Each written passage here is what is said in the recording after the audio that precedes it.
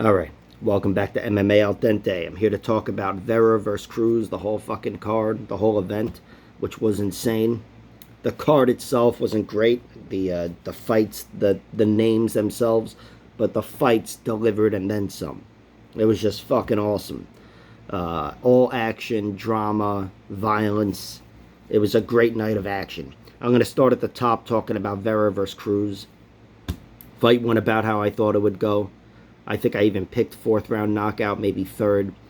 But that's the fight I had in my head. Not to be whatever. I mean, I get most of them wrong, but that one I got right. Cruz was winning every second. Every small moment was Cruz's moment. Every big moment was Cheeto's moment. Cruz was knocked down in the first, third, and fourth before being finished in the fourth. He was knocked down early. And in the first and the third round, when he was knocked down, he came back like a bat out of hell instantly. Got up to his feet and swarmed Cheeto. And took back that moment, and effectively, because he won round one, despite being knocked down cleanly. And round three, I thought Cheeto might have taken it. The knockdown was the difference maker, certainly, but Cruz was outpointing him every step of the way. And that's how dominant Cruz is. He's just a beast. He's one of the best decision fighters of all time. And it's because he makes himself so hard to hit and so incredibly difficult to figure out. But he's been figured out, I think. Doesn't mean everybody's got what it takes to put him away. You need to be, a certain level, and you need to have a certain level of physicality and offensive prowess, which is stuff that Cheeto Vera has. Cheeto Vera is perhaps the most dangerous guy in the division. I mean, this is a guy, he's one of those guys who's always been just one of the deadliest fighters. I think he's maybe the only guy that's a notch below John Lineker, even though I don't even know what weight Lineker fights at these days. But still, Marlon Vera's been one of the deadliest fighters since he's been in the UFC, but one of the easiest fighters to outpoint. Not make it to a decision, because he finishes most of the guys that are outpointing him. But generally speaking, if you would add up his rounds, wins versus losses, and I'm talking without finishes, just completed rounds, he's got a losing record. But he's got an incredibly lopsided winning record with his whole, his MMA career as a whole, which just says a lot about the guy. That's his story. That's his MO. He's going to finish, every one of his victories is pretty much a fight in which he's losing, or it's close, it's up for grabs, and he snatches victory from the jaws of defeat, or from the jaws of a majority draw, or whatever. And he's done it with two beautiful high kicks, a front kick to the face, and on Frankie Edgar, and now this beautiful left high kick, which I think was a switch kick. I gotta act like I know what that is. No, I know what that is. But, he caught Cruz. Cruz was just moving so well, outpointing Cheeto. He's moving to the right, circling out to the left, and Cheeto timed it perfectly with a head kick. Far out to the left, and boom, caught Dominic Cruz right on the nose, smashed his nose, and that was all she wrote. After a few more punches to the back of the head or whatever. Not that I'm complaining, whatever. He pounded him out to the side of the head. But, great win for Marlon Cheeto Vera. The greatest win of his career, easily. His career could end, and this still might be the greatest victory of his career. He could win the fucking title, and this still might be the greatest victory of his career. Just an awesome fight. Fourth round finish. I'm not going to call it a comeback, although on paper I think it was. I had Dominic up 2-1.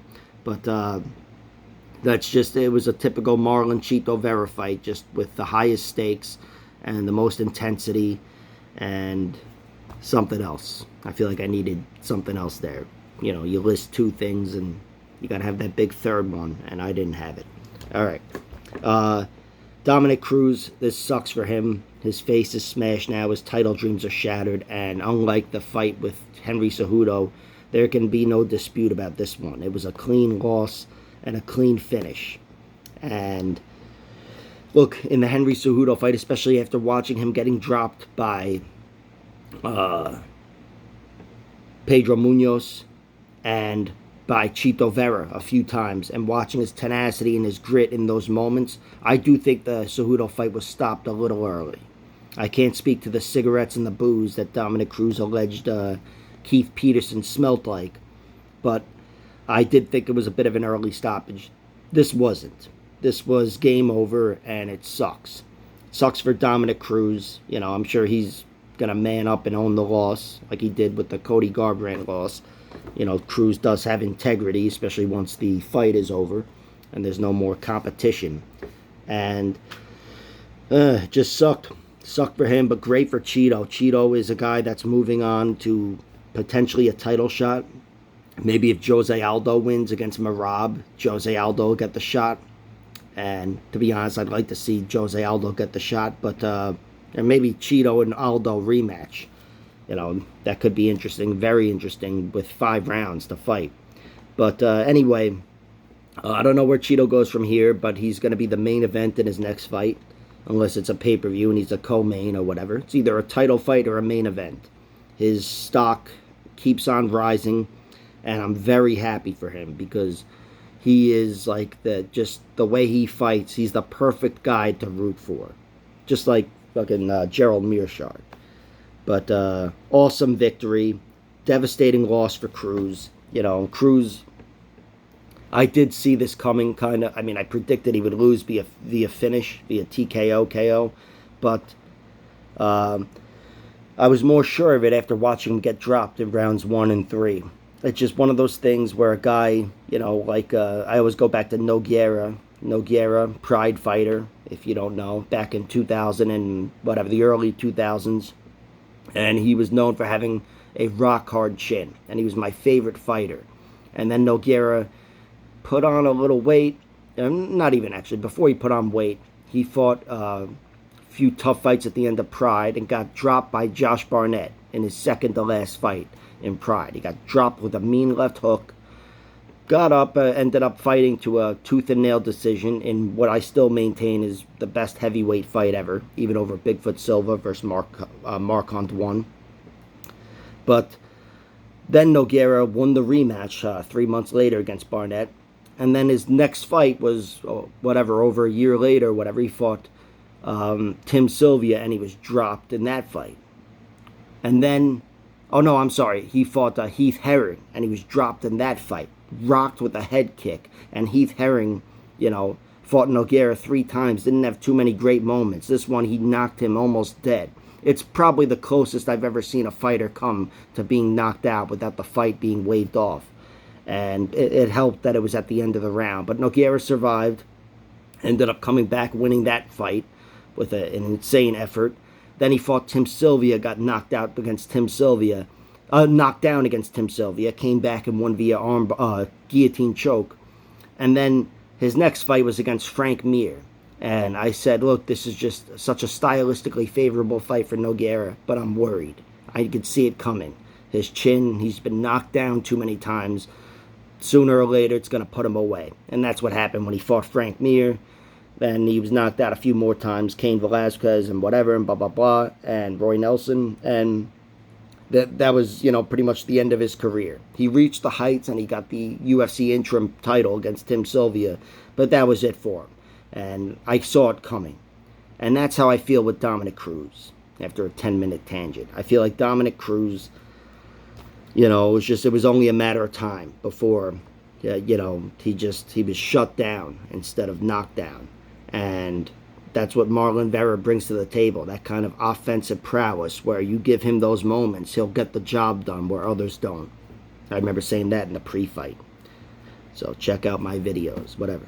But great fucking win for Marlon Vera. Shitty loss for Dominic Cruz. Very pivotal moment in bantamweight history. And great main event. All right. That was a 9-minute rant about that fight. But what am I going to say about Nate Landwehr versus David Onama? I'm going to say, fuck, I wish James Krause would have stopped the fight because I bet on Landwehr to win via TKO round 3 and round 2. But if it was stopped between rounds, that moves up to the next round, which would have been a 3rd round TKO. Landwehr did exactly what I thought he would do. You know, I picked Onama to win via 1st round knockout, and I bet on that. But Nate Landwehr is a guy that's really fucking tough. and he's really tough, and he's one of the most tenacious fighters. He's more tenacious than he is tough, to be honest, just physically. I thought, there's a chance his lights get shut out, but if they don't, he's going to win round 3, and he's going to be taking over the fight in round 2.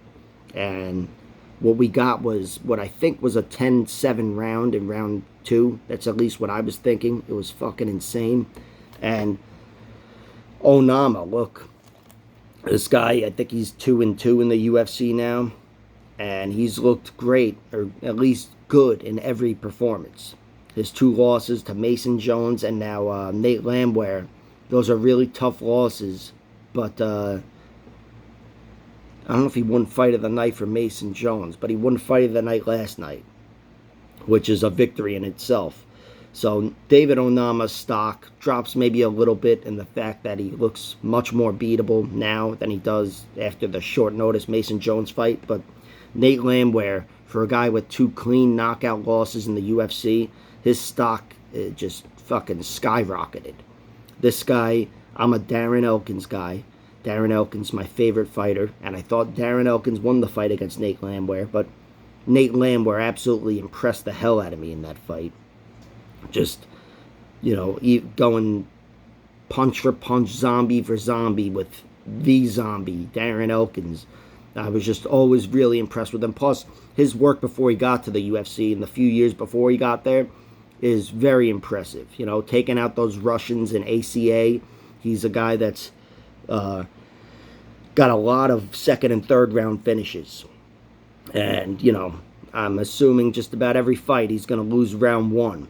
But he's never going to go away unless you put him away. He's never going to go away. He's always going to be trying to take over that fight. And, man, he really made it happen against David Onama. This was one of the most exciting fights I've seen. And it takes sloppiness and shitty fight IQ to make a fight that exciting, which is what I saw from Nate Landwehr. There were times where he could have put Onama away. And by times, I mean like 10 times. It's just, his gas tank, he needed a rest at the moment Onama was resting. But if there was a moment where he had that energy and Onama was resting, especially on the ground and pound would have done it. Ground and pound. But David Onama is a big, strong athlete, and he has a lot of heart, and he was always moving. He kept moving, taking away Nate's moments, and Nate Landwehr just wasn't strong enough to hold him down. If Nate was a bigger, stronger guy, or at least comparable in strength, he would have put Onama away from the crucifix or whatever. Right down to the last 30 seconds of the fight, he could have done it. But, look, the story has to be Nate Landwehr is one tough son of a bitch and one awesome fighter and blah, blah, blah. But David Onama, like I said, his stock only jumped here. He took his ass kicking. I was calling for the fight to be stopped. And not only because I bet on it, but, well, mostly because I bet on it. But, all right, only because I bet on it. But still, Onama looked really fucking tough. And when I counted him out, he didn't go away. He didn't go away. Even when round 3, after his first initial outburst, he started getting his ass kicked. And I thought, all right, that's the end, because he knows he's got 4.5 minutes to go, and it's not going to get any better. But he still didn't go away. And Nate Landwehr, look, between the not being able to put Onama away, going for submissions, which I understand. He's better submission-wise, certainly with the, the Anaconda and the Darce choke, it seems like, than people want to give him credit for, but he doesn't have that strength and that overall grappling prowess, He took out Ludovic Klein. That was his only submission. I thought he should have been going for the TKO in this fight, especially after Onama was slipping out of all these close chokes. But whatever. Great effort from Nate Landwehr. Both these guys really put on a show, and, I think everybody sees in the end why that was the co-main event. Those are 2 reliable fighters. All right, next up, Yasmin Harugwe took out Yasmin Lucindo. I don't know, whatever. I came close. But, this one, I was more sure of Yaragwe, but, Harugwe. But after the fight, I'm really impressed with both fighters. They both have good stand-up. I was sure, just from how she looked, Harugwe would be the better fighter on the feet. And Lucindo, I never, I didn't get a chance to study her so well, but, after this fight, I'm really impressed with her, and I'm a fan, especially because she's so young, 20 years old. She made her MMA debut at age 7 or something. It's fucking insane. And she's gotten out some of the shittier losses. She's been finished at this point. May as well be decades ago, because she was like 15 years old or whatever, 16, 17. But now she's an adult. And as an adult, she looks like one hell of a fighter. I wasn't sure how the fight was going to be scored. It seemed razor thin to me. But Haragway, she really turned it up. I thought she was going to get finished in round 1. I thought she was just going to be overwhelmed mentally, if not physically, because she came into that fight thinking, I'm going to put her away with my hands, and she was rocked by Lucindo's hands. So, for a fight that was purely stand-up, these girls showed that they can fight hard on the feet in a war, giving and taking for three rounds, 15 minutes. So, can't say it was worthy of that spot on the card, but it was a fucking pleasant surprise. Good fight. Next up, Azamat Murzakanov takes out Devin Clark. This was a decent fight. Decent fight with a violent finish. Murzakanov, he is legit, although I'm not sure if he's as legit as DC was claiming or whatever, but the guy is a knockout artist. He is, and he's, really tough to handle, tough to wrangle and wrestle, and on the feet, he's a problem. He's always gonna, I want to say, his victories will always come via knockout, most of them anyway. And Devin Clark, most of his losses might come via knockout. Devin Clark is a bona fide UFC, I don't know what you'd call him, not a contender, but gatekeeper or whatever. My point is he's still UFC bound. He's good enough to beat a lot of guys in his division, has already proven it, and Murzakanov just was a step ahead of him for 3 rounds, 2.5 rounds, and leapfrogged him. He leapfrogged the, UFC vet with, I don't even know how many fights Devin Clark has at this point, but I'm sure it's at least 10. He's been in there for some time now. Probably over 10. Probably 15 or something. But Murzakanov, for a guy with just 2 fights, he's looked really impressive. I picked him to win via first round knockout, but there's nothing more impressive than a last round knockout. And he's got 2 of them. He's 2 for 2, taking out 2 guys that are both very dangerous, and, at least Devin Clark was much bigger than him. Yeah, as they were pointing out, and thinking the first round, Devin Clark's a big, muscular machine. His legs are bigger than fucking Roy Nelson's gut. That guy's a tank. And I'll always question his durability, like I did coming into the fight, and certainly leaving the fight.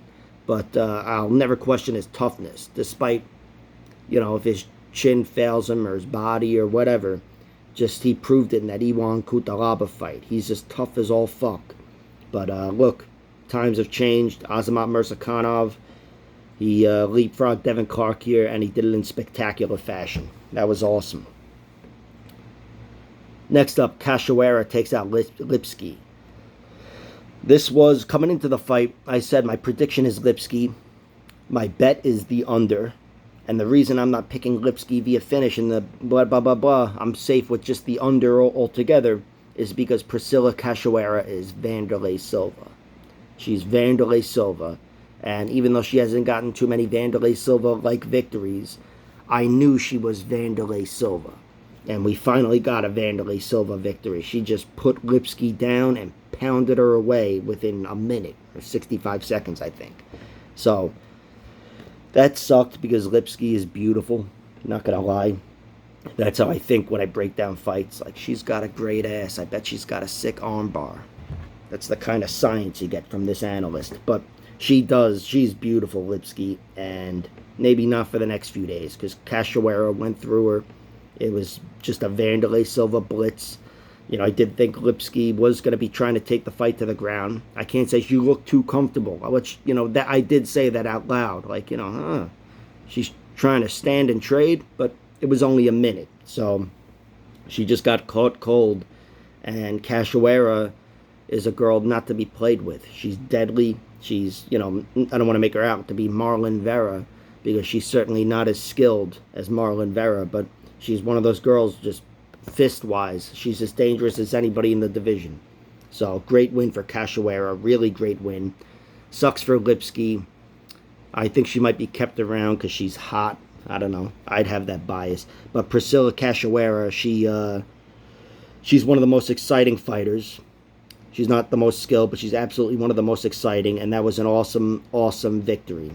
And that's going to keep her around in the UFC for some time now. So I'm happy with that, especially after her last victory over Jeon Kim, which, if you want to call that a victory, call it a victory. I bet on it, so I'll call it a victory. But it was a tough decision. It did go her way. I did think it was a bit of a robbery, but no robbery here. Excellent fight. All right. Gerald Meerschaert takes out Bruno Silva. This is one where, look, not to be Mr. I told you so, but I believe I said in the pre-fight. If not, I said it in the other pre-fight for Meerschaert's last fight. But always bet on him to win via round 3 submission. Always. Round 2 and round 3. And of course, he's gotten round 1 submission over Bartosz Fazinski or whatever.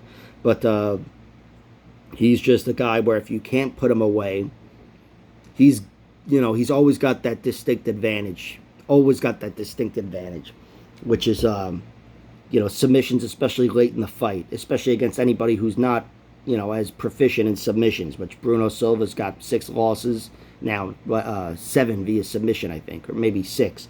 But he's got enough submission losses to know that if Meerschaert was going to win, this was the way. I just didn't see it coming because I didn't think Meerschaert would be able to take him down, which he did at the end of round 1, I believe. But after that, there were no more takedowns. Bruno Silva was too hard to take down. The only problem was on the feet, he wasn't winning the fight. I thought Meerschaert was winning the fight on the feet. He was very evasive. Bruno Silva looked flustered throughout the whole fight, really. I think he expected to outclass Meerschaert and was thrown off when he found out they were in the same class. And Meerschaert, look, I told you, I wasn't sure he was going to be able to wrestle Bruno Silva and take him down.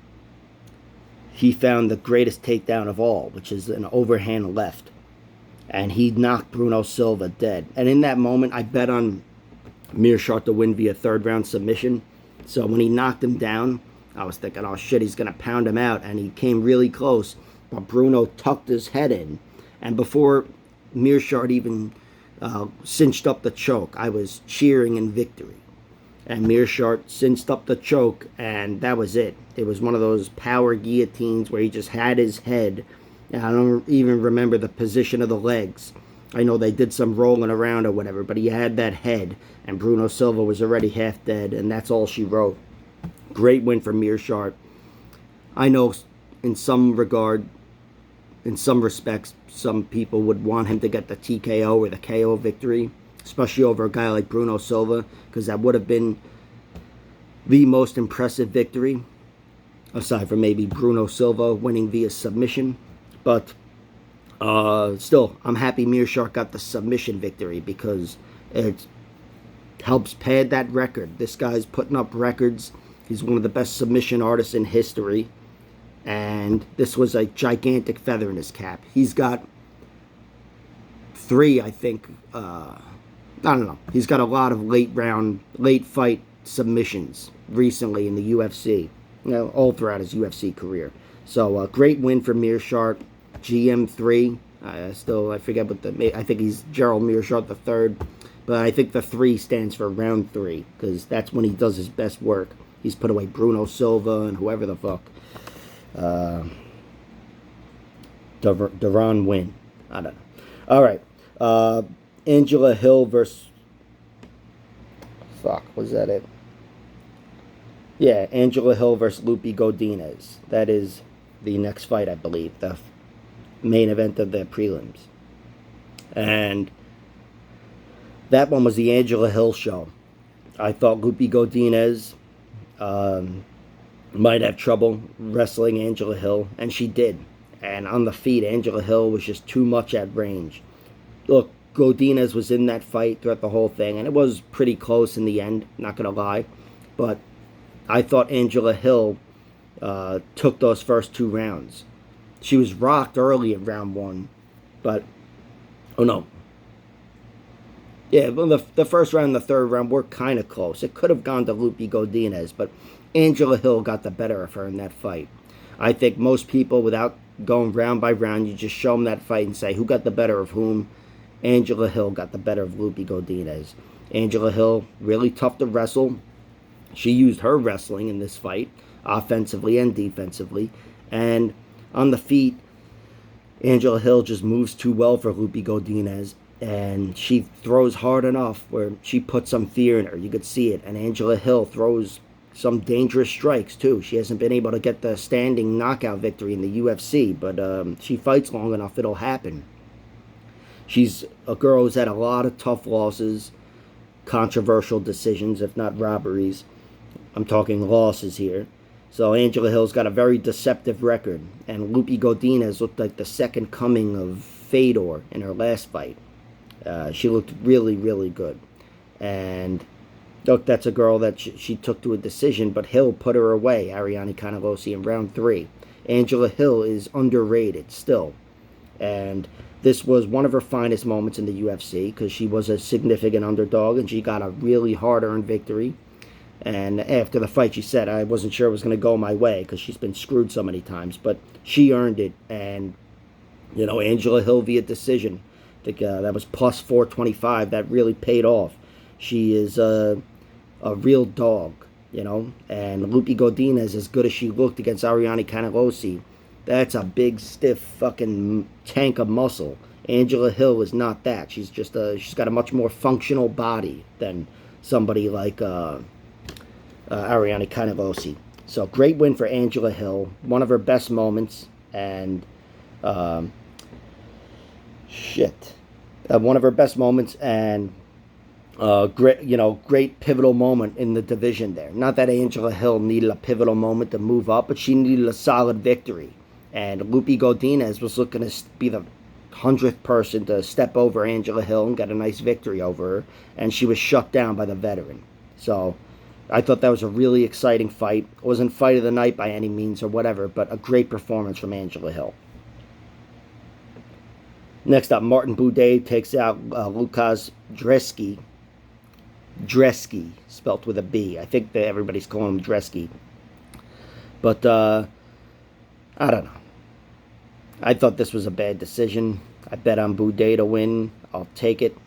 But Dresky won that fight, I thought. He got the better of Martin Buday. Buday is just slow and plodding. Didn't really do a lot at all, you know.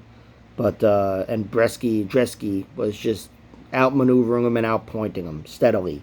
I was really surprised when I heard that decision. Really surprised. But, look. Just, you know, you got to be more emphatic, I guess. And you've got to be aware of optics, too. Buday is a big, you know, he's the fucking Undertaker or whatever. Michael Myers. He's not going to stop coming. And there's something to that, you know. You can win those fights like Diego Sanchez used to win tight decisions just by coming forward and throwing a few punches. Making it look like your opponent's been thrown off. Meanwhile, he's dancing around you and tuning you up. But, look, whatever.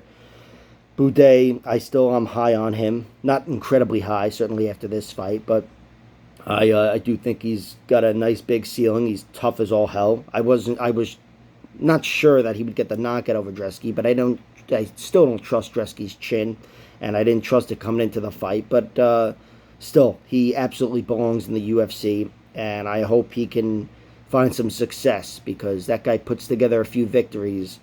And everybody knows what they saw last night. It's, you know, my point is his stock shouldn't drop here because that was a bad decision. You know, I got to look up MMAdecisions.com. That's where you see the media scores. And not that I trust the fucking media, but they are more reliable than, you know, the judges even at some points. And they're fans of the sport and whatever. They're invested in one way or another. And I'd be surprised if Buday won, you know, even came close to having a decent percentage of the media scores. But whatever. Cynthia Calvillo versus Nina Nunes. This fight was the fight that I predicted would go to a draw. That's right. Yusuf Zalal and Damon Blackshear went to a draw, which ruined it. But I did predict this would go to a draw. Went to a split decision. It almost went to a draw for the wrong reason, because there were almost 10-10 rounds instead of 10-8 rounds. Because, that first round especially was just dog shit. That fight ended. I was like, fuck 10-10. Give them 8-8. Take 2 points from each of them. But Nina Nunes did what she had to do. Really tough to out wrestle and really tough to out point and almost impossible to outlast. And that's how I thought this fight went. I thought Cynthia may have won round one. I don't know. Like I said, it was an 8-8 round. And then Nina took over. And, I thought clearly 10-9 Cynthia in the last 2 rounds and retired. Ironically, she may have retired Cynthia first before retiring herself. But still, great way for her to go out. Nina Nunes will always be one of the more underrated fighters in, the division, in the history. She's like a flyweight Felicia Spencer. Even though Felicia Spencer, I think she had like 6 fights in the UFC or whatever, but Felicia Spencer came and went. She's already retired. I hope she's doing well right now. But she was a very tough fighter to beat and to dominate.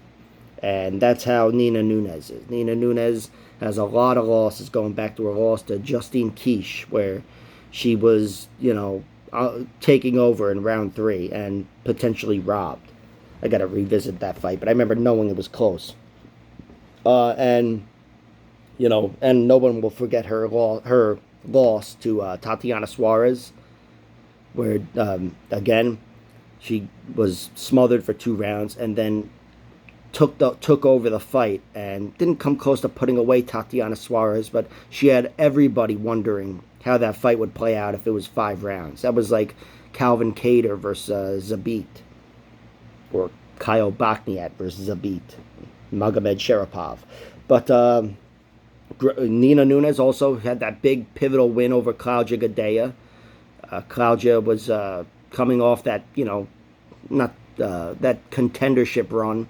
This was her first fight on the way down, and that was a pivotal fight because Nina took out one of the top contenders, and she did it in true Nina Nunes fashion. So she had a really good career, underrated. She's not going to be in the history books or anything, but for fans of the game, fans of the fight game who saw her fight in the UFC, I think she has everybody's respect. She's one of the tougher fighters in the UFC. And Cynthia Calvillo, look, she started off so strongly 4 years ago, whatever it was. I thought she was, destined to reach the title. Maybe not the title, but a title shot. And things have fallen apart pretty quickly in these last 2 years or so. And I don't think she's going to be UFC bound after this fight. I think she will be cut, especially losing to someone on her way out. But, that might be good for her too, because she's still young. I don't know what her plan is, but she can go pick up some wins on the regional scene and sharpen her skills and her tactics too, because she needs to be able to make things happen. And if she's not dominating the fight's going the other way. And, Cynthia Calvillo, she's one of the better top game grapplers in the division, and I think she really needs to work on making that a bigger asset. She needs to work on her wrestling and getting that back. But, whatever. Until then, I think she's gone right now. And, she's still got a fairly high ceiling. She's had some tough losses, fighting fucking Jessica Andrade and whatever. But, yeah, she doesn't belong in the UFC at this point, I think. 4 straight losses. Looks worse with each one. Time to take a break. Next up, Gabriel Benitez takes out Charlie Ontiveros. This fight went about how I thought it was going to go, pretty much. I did think Benitez would get the finish in round 2. That was my big prediction, and he got it done in round 1. I knew he was the sharper MMA fighter, much more well-rounded and better skilled, but I just thought Charlie Ontiveros has a lot of physical advantages, and potentially I know he's underrated offensively, and Benitez might be falling apart defensively, his chin. So I was betting big on Charlie Ontiveros via round 1 knockout. Watching the fight, I feel vindicated because, he certainly went for it. And He was clearly the bigger, more dangerous guy on the feet. But overall, this was an MMA fight, and he was just out MMA'd by a much better MMA guy. Gabriel Benitez got that full mount, and I think he pounded him with a left hand first, and then got the takedown full mount, and it was over within seconds. So, really fun first round fight. Great first round fight. A lot of action, and some excitement with bets and whatever. But in the end, that went exactly how most people thought it was going to go. Good win for Benitez, because he needed that. That's a guy who's, he's fought some really tough competition, and I'm glad he was given this test here, which was a test he absolutely should have passed. He was a big favorite, but still, he had to go through the fire against a dangerous guy, and, in the end, it was a very nice victory. Got a big cheer from the crowd. Next up, O'Day Osborne versus Tyson Nam. Yeah, this one was over pretty quickly. O'Day Osborne, looked like he was, doing very well against Tyson Nam. I should say Tyson Nam looked like he was really biding his time. He was not throwing a lot. He was making reads, making faces, doing all kinds of horse shit. But he knows he's got maybe the hardest power in the history of the division. No, not the history, but he's up there. And Manel Kopp put out O'Day Osborne, and that was with a much more dynamic strike or whatever. But if you can't bring the dynamicism to your opponent, maybe he can bring it to you. And that's what happened here. O'Day Osborne went for the flying knee, got a little too careless going for the flying knee, and he got countered with a big right hand from one of the hardest punchers in the division, was knocked half dead, and then was knocked completely dead. Or, I don't know, close. But that's Tyson Nam at 39 years old, or very close to 39 years old. I was worried about his chin. That's why my big play for this fight was the under, which hit. Then Tyson Nam, I can't say I was worried about his power. I know it's still there, but after watching him not being able to put out Matt Schnell despite hitting him multiple times, I was a little concerned that things were falling off. But, man, this was a gigantic moment for him. Big victory. And, another highlight. That's a guy that's got a lot of incredible highlights. He's kind of like Chito Vera in a way, where he's losing every victory of his. Every fight in which he wins, he's losing that fight up until he knocks the guy out. If you don't believe me, go watch him knock out Ali Bagautinov. But great win for Tyson Nam. That fight was electric. I felt like I don't know, maybe it was just me, but I felt like it was in the air. Everybody knew something was coming, and then it delivered. That was fucking awesome. O'Day Osborne, he's a guy who's, really skilled, really good offensively, very well-versed, good on the ground and everything, but he's been put away 3 times in, 6 fights in the UFC now, and 2 of them clean knockouts, or, close, and another one a submission to Brian Kelleher, which is a really tough debut, but, that's a guy, he's one of the more fragile fighters on paper. And I don't know, suffer a few more knockout losses, might be time to reconsider things. That's all I'm saying. But whatever, I'm not going to jump on that, because his 2 knockout losses come to Tyson Nam and Manel Kopp, 2 of the most dangerous fighters, and he deserves some slack for that. But anyway, great win for Tyson Nam. Jason Witt versus Josh Quinlan. The under was plus 130. And I bet on the under. That was a typical Jason Witt fight. Jason Witt, for a guy that's been knocked silly so many times, you would think he would never throw a naked kick. But he threw a naked kick. Just a naked kick, hands down. This'll hurt you. And boom, counter left hand right on the fucking jaw. He was out on his feet. And then he crashed into the ground, and he was dead on the ground. That was a typical Jason Witt knockout loss. Whatever, I like Jason Witt, but I think he's done. And Josh Quinlan, look, man, that guy, I can't say I was even impressed overall with how he looked in that fight, but the way he put it away, That was awesome. Great win for that guy. He's a Contender Series guy. He's cheated in the past and owned up to it, which, whatever, that's, he makes him like one of 3 guys in history to own up to it and say, hey, I was a scumbag. I tried to cheat to get an advantage. I promise I won't do it again. I don't care if you don't trust me. You probably shouldn't. That's all you got to ask for whenever somebody cheats. Just be fucking honest. And that's what he did. Can't say that makes me a fan of him or whatever, but it's something. He's got, he's at least trying to regain some integrity and whatever. And I found myself being happy for him when he got that knockout. That was awesome. And then DC started carrying on about Tweety birds. He was like, Jason, what you see those Tweety birds? Tweeties, like little Tweety birds. It's like some fucking 4-year-old kid carrying on, but whatever.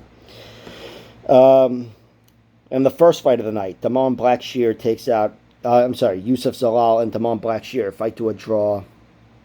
I bet on Yusuf Zalal, and I was worried after those first 2 rounds. I did think Blackshear won them, and I was hoping maybe they gave the first round to Yusuf Zalal. It was close, I believe, but overall Blackshear just had better back control. There was a lot of scrambling, each guy going for a rear naked choke and the other guy slipping out. But overall, Blackshear had better control in those moments, and also the better submission opportunities. He had a much closer rear naked choke. But round 3 was a Yusuf Zalal show. That was a 10-8 round. I'm glad 2 of the judges scored it that way because he really worked for it, and he absolutely could have put away Damon Blackshear. The one thing I found myself screaming was body shot. Body shot. He had him up against the cage like 5 times, going with these mean flurries, and they were all to the head. It was like an uppercut to the head, a left hook to the head, a right hand to the head, and the guy was just sitting there shelled up. I don't know. I feel like, he needs better fight IQ. But eventually, I think he did land a big body shot. That's what happened at the end of the fight, and put Damon Blackshear down. And came so close to finishing him. So close. But Damon Blackshear, really tough guy to put away. He's shown in his career, and he hung in there. And hanging in there, fighting hard, taking your ass kicking for 20 seconds was worth it. Because, he had already done enough. Banked 2 rounds in that fight. So, despite them being close, it was worth it. Him staying in that fight because he took that, took those first 2 rounds, and the fight went to a draw, majority draw. One judge had 2 rounds to 1 with no 10-8 rounds for Damon Blackshear. But that was a great night of fights. Great first fight, really. That was a really exciting fight. First fight's a fucking draw with a 10-8 round. And overall, I really liked the whole event. I was very entertained throughout the whole fight. A little disappointed with Cruz going out the way he did, but on the other hand, so excited for the way Marlon Vera stepped up. I just, if I had to give this card a ranking without going fight by fight or whatever, with a ranking for each fight, I'd say it was like a 7 out of 10. It was fucking awesome. 7 out of 10 is awesome, I guess. I don't know. But, yeah, hope you guys enjoyed it. And be sure to like, share, subscribe, all that horse shit. And I will talk to you guys soon.